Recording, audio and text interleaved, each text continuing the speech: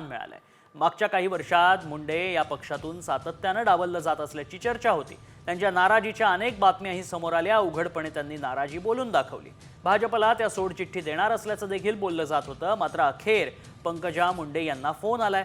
मात्र त्या पक्षासोबतही कायम असल्याचं पाहायला मिळालं। अलीकडेच पार पडलेल्या लोकसभा निवडणुकीत भाजपनं त्यांना बीडमधून तिकीट दिलं होतं। मात्र या निवडणुकीत त्यांचा राष्ट्रवादी शरद पवार गटाच्या बजरंग सोनवणेंकडून पराभव झाला। भाजपनं पंकजा मुंडे यांचं विधान परिषदेवर राजकीय पुनर्वसन केलं आणि त्यानंतर आता त्यांना मंत्रिपदाची संधी दिली आहे। पंकजाताई सोबत आहे, ताई काय सांगाल? आज शपथविधी कार्यक्रम होत आहे। पंकजाताई आम्हाला नेमक्या कोणत्या भूमिकेत दिसणार? लाडकी बहीण योजना गेम चेंजर ठरली महायुतीसाठी। पंकजाताई नेमक्या आम्हाला कोणत्या भूमिकेत दिसणार? आता मंत्रीच्या भूमिकेत दिसेल एवढं मला माहिती आहे आणि पुढच्या भूमिका पक्षश्रेष्ठी ठरवणारच आहे।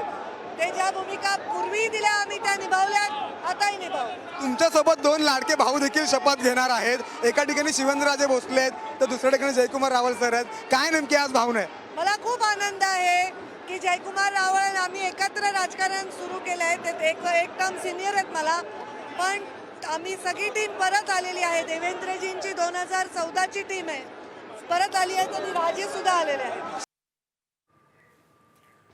धनंजय मुंडेंना ऐनवेळी मंत्रिपदासाठी फोन आलाय। त्यामुळे आता मुंडे बंधू भगिनी या मंत्रिमंडळात असणार आहेत। मंत्रिपदी त्यांची वर्णी लागलेली आहे। भाजपकडून पंकजा मुंडेंना मंत्रिपद तर राष्ट्रवादीकडनं धनंजय मुंडेंना फोन गेला। मुंडे भाऊ आणि बहीण हे मंत्रिपदी विराजमान होतील। भाजपकडनं पंकजा मुंडेंना मंत्रिपद देण्यात आलंय। धनंजय मुंडेही मंत्रिमंडळात असतील।